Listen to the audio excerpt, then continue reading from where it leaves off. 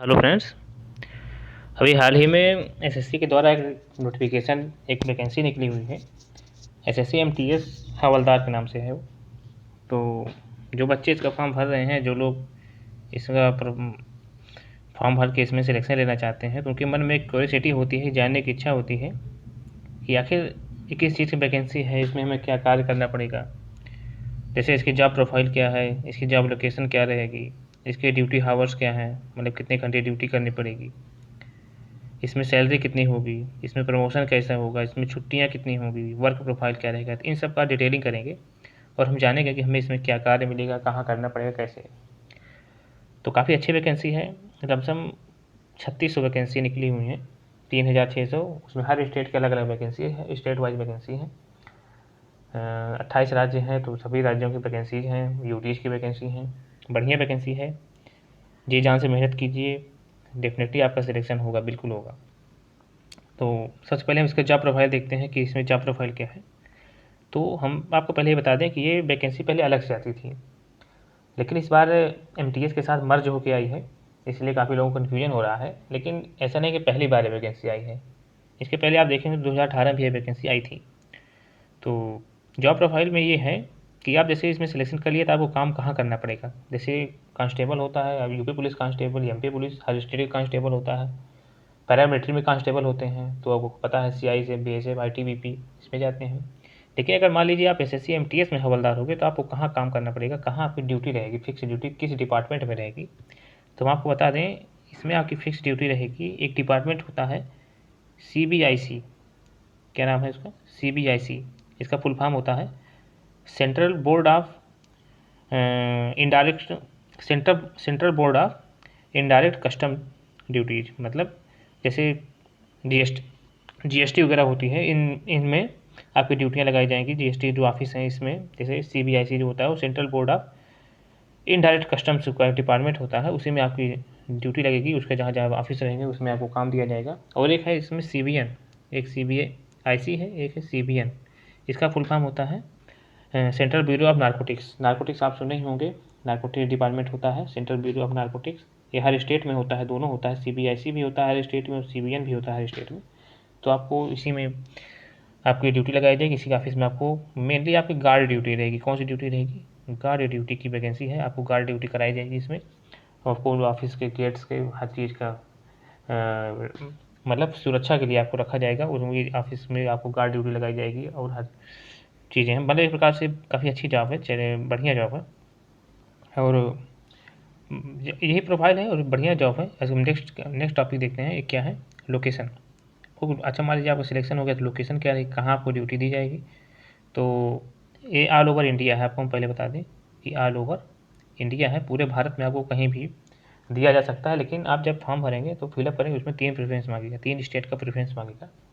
3 state का preference दे सकते हैं, या आप ऑल ओवर इंडिया भी दे सकते हैं फॉर्म में। जब आप फॉर्म फिलअप करेंगे तो उसमें ऑल ओवर इंडिया दे दीजिए, या 3 स्टेट, जैसे आप यूपी से बिलोंग करते थे आप यूपी डाल दीजिए, एमपी डाल दीजिए, बिहार डाल दीजिए, जो आपको स्टेट जहाँ ज्वाइन करने का आप ज़्यादा इच्छुक हो वो आप लोकेशन डाल दीजिए। तो पहले आपकी मेरिट बनेगी, तो आपको देखा जाएगा कि आप कैटेगरी में जा सकते हैं उस स्टेट में, तो आप उस स्टेट में दिया जाएगा। यदि आप नहीं जा सकते हैं तो आप ऑल ओवर इंडिया डाले हैं, तो जिस स्टेट के कट ऑफ के लायक आपका नंबर रहेगा उस स्टेट में आपको दे दिया जाएगा। तो ऐसा नहीं है कि केवल एक पर्टिकुलर किसी स्टेट के लिए निकली हुई है, हर स्टेट में आप नोटिफिकेशन देख लीजिए किसी स्टेट में कहाँ कितनी वैकेंसी है, उसके अकॉर्डिंग आप अपना प्रेफरेंस चूज करिए। और उस जिस स्टेट में आप प्रेफरेंस चूज करेंगे उसमें आपको दिया जाएगा। ऑल ओवर इंडिया भी कर सकते हैं और 3 स्टेट को भी चूज कर सकते हैं। अगला देखते हैं ड्यूटी हावर्स, इसमें कितने घंटे की ड्यूटी रहेगी। तो मेनली आपको बता दें, वैसे कांस्टेबल की जो जॉब होती है उसमें तो जैसे आप यूपी पुलिस कांस्टेबल ज्वाइन करते हैं तो उसमें आपको 24 आवर ड्यूटी रहती है, कभी भी आपको बुलाया जा सकता है। लेकिन ये डिपार्टमेंट जो है इसमें आपको उतनी भारी ड्यूटी नहीं कराई जाती है, इसमें मेनली आपको 8 घंटा ड्यूटी कराई जाएगी। और अगर मान लीजिए कभी ज़रूरत पड़ जाती है तो 8 से 10 घंटा के अप्रॉक्स ड्यूटियाँ हो जाती हैं। लेकिन ये बहुत ज़्यादा सिरदर्द वाली नौकरी नहीं है कि इसमें आपको बहुत ज़्यादा वर्कलोड दिया जाएगा। या जैसे आप सिविल पुलिस देखिए कांस्टेबल, उसमें काफ़ी मतलब कि वर्कलोड रहते हैं, उनको हमेशा ड्यूटी पे ही रहना पड़ता है कि कभी भी बुलाया जा सकता है। लेकिन इसमें बहुत रेयरेस्ट केस में आपको बुलाया जाएगा, लेकिन नहीं तो आपको बस एक फिक्स ड्यूटी होती है, 8 घंटे की ड्यूटी रहती है जो आपको करनी पड़ती है बस। अब हम इन हैंड सैलरी की बात कर लेते हैं। आपको किसी तरह मान लीजिए आपकी नौकरी लगी तो इसमें सैलरी कितनी मिलेगी आपको। तो सैलरी जो है अभी डीए 31% जब से हो गया है, 31% अब डीए हो गए हैं, तो अब इन हैंड सैलरी आपकी लमसम अराउंड 30,000, 30,000 की लमसम आपको सैलरी मिलेगी। और जैसे जैसे आप जानते हैं सेंट्रल गवर्नमेंट की नौकरी है, इसमें काफ़ी अलाउंसेस भी होते हैं, जैसे HRA, DA, TA, तमाम अलाउंसेस, TPT अलाउंस, CB, सब हर चीज़ का अलाउंसेस होता है। अलाउंसेस जोड़ जाड़ के आपकी सैलरी लमसम 32,000 के अप्रॉक्स अभी आप ज्वाइन कर देंगे तो मिलेगी। लेकिन आप इन हैंड सैलरी कट कुट जैसे आप जानते हैं NPS करता है, पहले तो PPF करता था, लेकिन ये सॉरी GPF करता था, अब NPS करने लगा। NPS कट कुट के आपकी इसमें इन हैंड सैलरी लमसम 30,000 की सैलरी की लमसम 30,000 रुपये आपको इन हैंड मिल जाए। काफ़ी ठीक ठाक सैलरी है आपको। पहले आपको ये बता दें कि ग्रुप C की नौकरी है, ग्रुप D की नहीं है, ये ग्रुप C के अंतर्गत आती है और इसमें आपको 30,000 सैलरी मिलेगी। तो काफ़ी अच्छी सैलरी में कमी नहीं है। आगे देखते हैं प्रमोशन क्या है।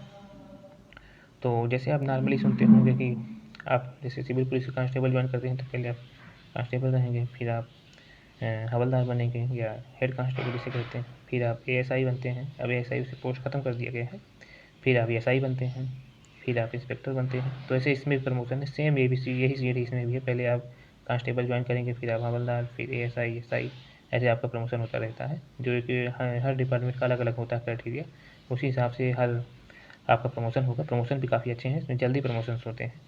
अगला देखते हैं लीव इसमें क्या है, छुट्टियाँ इसमें कितनी रहेंगी। तो छुट्टियाँ आपकी वही हैं, CL, EL, ML, लड़कियों के लिए ML रहती है, CL, EL हर चीज़ की आपको छुट्टियाँ रहेंगी इसमें।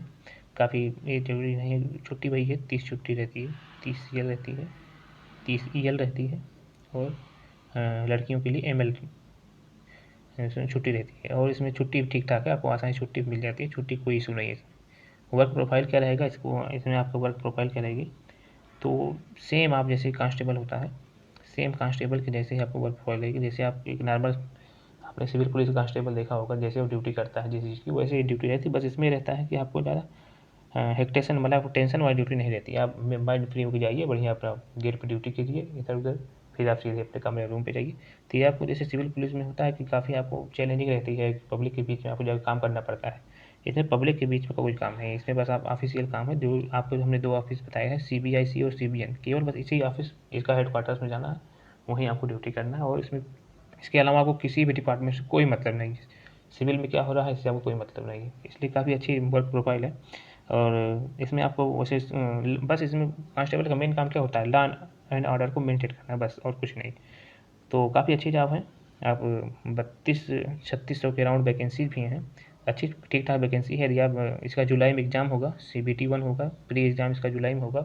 फॉर्म निकल गए हैं, आप लोग जल्दी इस फॉर्म को भर दीजिए और फॉर्म भर के तैयारी में जुट जाइए। काफ़ी बढ़िया वैकेंसी है, मौका हाथ से जाने नहीं दीजिए। हम तो कहते हैं कि जैसे गवर्नमेंट जॉब की अगर 30,000 रुपये की सैलरी और प्राइवेट की 1 लाख की सैलरी दोनों बराबर होती है।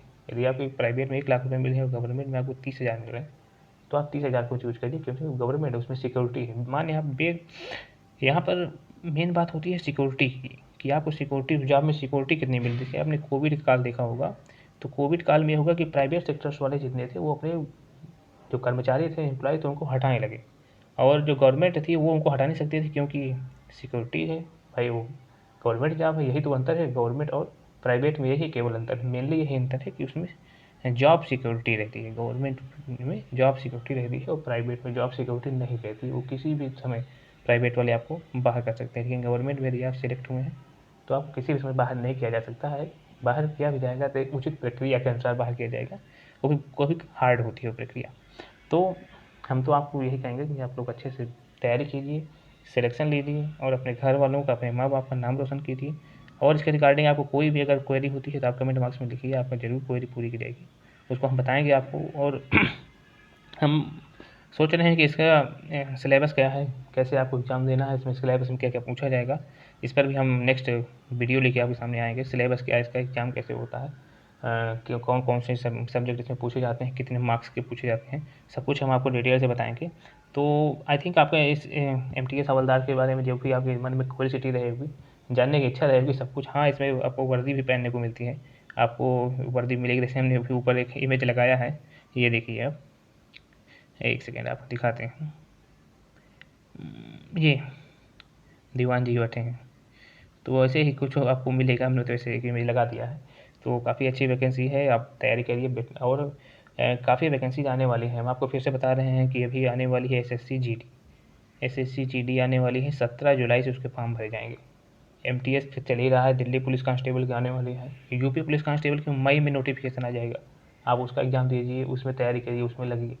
आप अपने दिमाग में ये चीज़ ठान लीजिए, हमें कहीं ना कहीं सिलेक्शन लेना है।